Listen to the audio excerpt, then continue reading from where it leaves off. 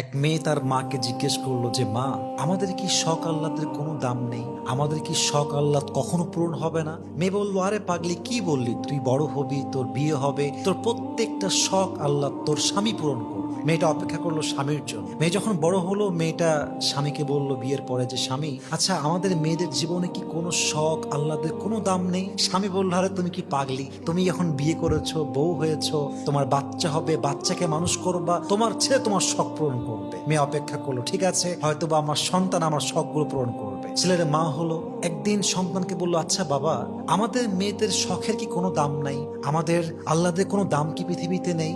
সন্তান বলছে, মা তোমার কি মাথা খারাপ? তোমার বয়স হয়ে গিয়েছে, তোমার এক পা কবরে ঢুকে গিয়েছে, তুমি এখন আল্লাহ বিল্লাহ করবা, কবরের ফিকির করবা। তখন মেয়েটা বুঝতে পারলো যে আসলে পৃথিবীতে নারীদের শখ বলতে কিছু নেই। পৃথিবীটা নারীদের আহ্লাদ পূরণের জায়গা নয়। নারীদের প্রথম এবং শেষ ঘর কবর ছাড়া আর কিছুই হতে পারে না। ঠিক কিনা বলেন?